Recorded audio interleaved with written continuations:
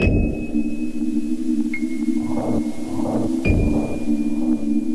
nightmare began in August 1888. A series of violent killings sprang up across Whitechapel.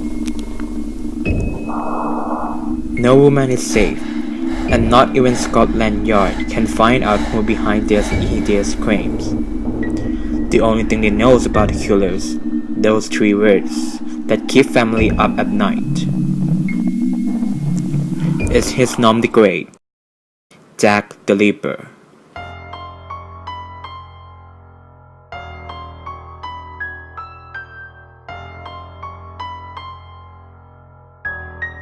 Jack the Ripper is a popular name given to a serial killer who kills a number of prostitutes in the East End of London in 1888. The name originates from a letter by someone who claimed to be the killer published at the time of the murder. The killers took place within a mile area involved the district, Spitalfields, Aldgate, and the City of London proper. He was also called the Whitechapel Murderer and later Abraham. Even with investigations, and there are many theories, reliability, but it's not indicative of the real murderer at all. Raped, butchered, and mutilated. These were no ordinary killing, and every single victim was a woman. Molly Nichol, murdered on 31 August 1888, at about 3:40 a.m., discovered Molly Nichol lying on the ground in front of a gated stable entrance in Bank Row. Annie Chapman, murdered on 8 September 1888. Her body was discovered at just before 6 a.m. on the morning by residents of number 29. She was lying on the ground near a doorway in the backyard. Elizabeth Stride, murdered on Sunday 3 September 1998. Stride's body was discovered close to 1 a.m. by Louis Dissert, the steward of the worker club, in the adjacent Dudfield yard. The yard is so dark that he was unable to see her body, with blood still falling from a wound in her neck. It appeared that she was killed just moments before he arrived, between 12:30 and 12:15 a.m. Kathleen Addos, murdered on Sunday 29 September. At 8:30 p.m., Addos was found lying drunk in the road on Agate High Street, and at 1:45 a.m., Addos' mutilated body was found in the southwest corner of Mitre Square. Molly Kiley, murdered on 9 November 1888. The body was laying naked in the middle of the bed.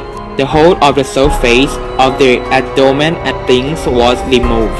The abdominal cavity emptied of its viscera. The breasts were cut off, the arm mutilated by several jagged wounds, and the face hanging beyond recognitions of the feather. The tissue of the neck was served all around down to the bone.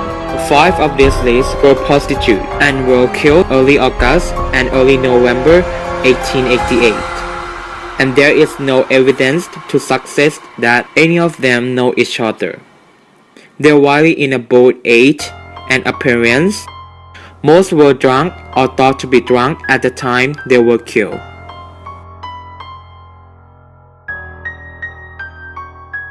London was in a grief of hysteria.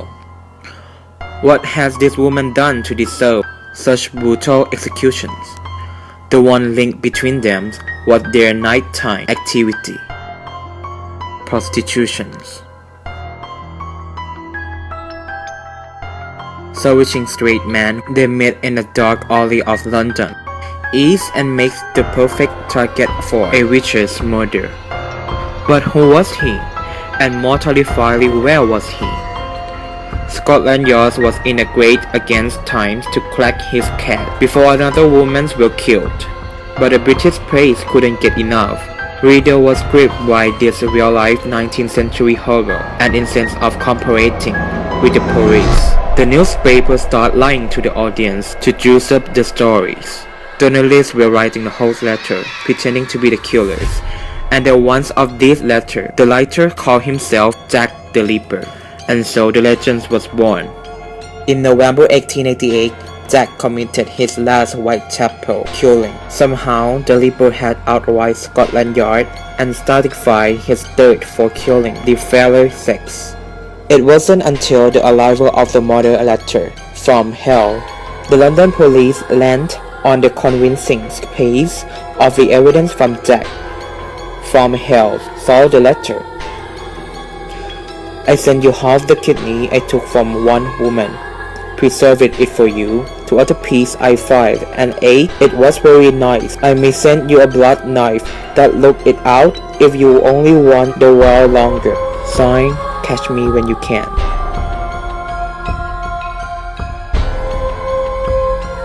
Given the passage of 125 years since the murder of Colton, it's amazing how much the area has managed to survive since 1888. But Jack the Ripper murder also serves a reminder of not too distant past when the whole section of London society found a daily battle against poverty and starvation.